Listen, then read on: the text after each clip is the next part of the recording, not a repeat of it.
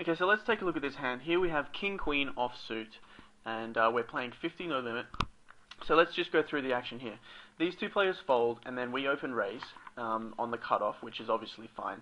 There's nothing wrong with that play. And then this guy just cold calls on the button. Then the blinds fold. Okay, so let's take a look at the flop. We've got Queen Jack 9. Okay, so it's a relatively drawy flop, but we don't have a flush draw, but we do have the straight draw out there.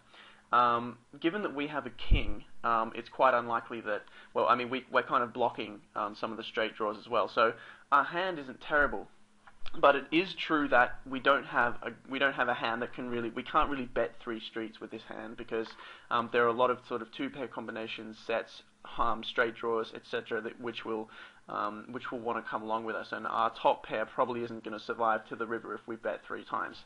But we are out of position. And that's a great argument for betting here because, well, I'll show you what happens if you don't bet. In this hand, we decided to check, okay, because of that reason, because we thought, well, our top pair is kind of marginal, so it's better to check it and see what happens. And this guy starts betting out straight away. My reads on this guy, I think that he was a sort of a reasonably competent player.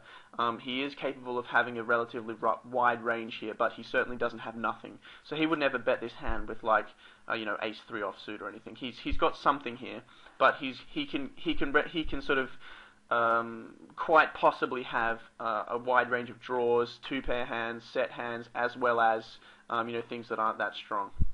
Like Ace King. I mean, Ace King does have two overcards, but he does have a lot of drawing hands here. So this is what happens when you check out of position. Okay, so we check and he bets. We don't actually know where we are here because his range is very wide, so we just decide to come along and call. But now, almost on every turn card, you have to check again, because if you suddenly start betting here on the turn, what's going to happen is that you're basically betting into a range that hasn't been defined, because we don't actually know anything about his hand, because we have to act first. So all we know is that he called once on the button and then he bet into us on the flop. That can be a massive range of hands, and we haven't been able to define his range. We haven't been able to define it any clearer from the beginning of the hand to the end. So we can't really bet here, because if we bet here, better hands will call and no worse hands will fold.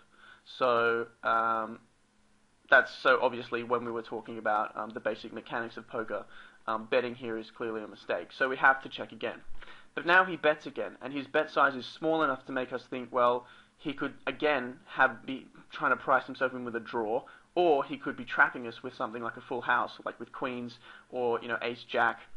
He could have pocket nines. His range is so wide that we really don't know what he has.